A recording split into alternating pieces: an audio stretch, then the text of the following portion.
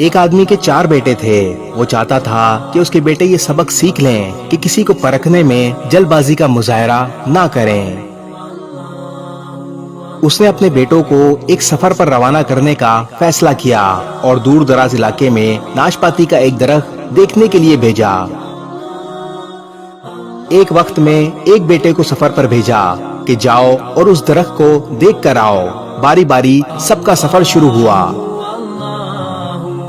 پہلا بیٹا سردی کے موسم میں گیا، دوسرا بہار میں، تیسرا گرمی کے موسم میں اور سب سے چھوٹا بیٹا خزاں کے موسم میں گیا۔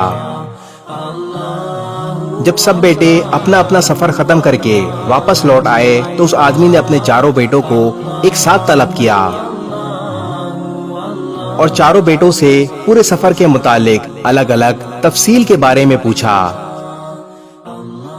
پہلا بیٹا جو جاڑے کے موسم میں اس درخت کو دیکھنے گیا تھا، اس نے کہا وہ درخت بہت بدصورت، جھکا ہوا اور ٹیڑھا سا تھا۔ دوسرے بیٹے نے کہا نہیں، وہ درخت تو بہت ہرا بھرا تھا، ہرے ہرے پتوں سے بھرا ہوا تھا۔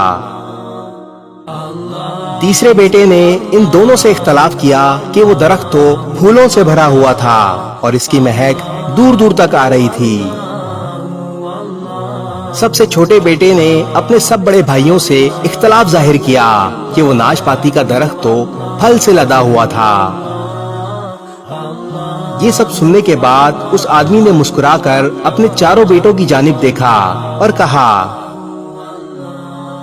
تم 4 میں سے کوئی بھی غلط نہیں کہہ رہا، سب اپنی اپنی جگہ درست ہیں۔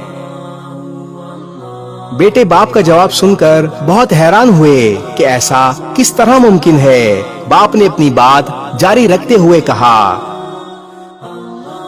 تم کسی بھی درخت کو یا کسی بھی شخص کو صرف ایک موسم یا ایک حالت میں دیکھ کر کوئی حتمی فیصلہ نہیں کر سکتے۔ کسی بھی فرد کو جانچنے کے لیے تھوڑا وقت ضروری ہوتا ہے۔ کبھی انسان کسی کیفیت میں ہوتا ہے، کبھی کسی کیفیت میں۔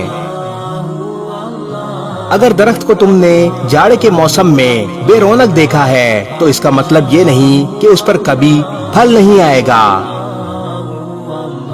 اسی طرح اگر کسی شخص کو تم غصے کی حالت میں دیکھ رہے ہو تو اس کا مطلب یہ ہرگز نہیں کہ وہ برا ہی ہوگا۔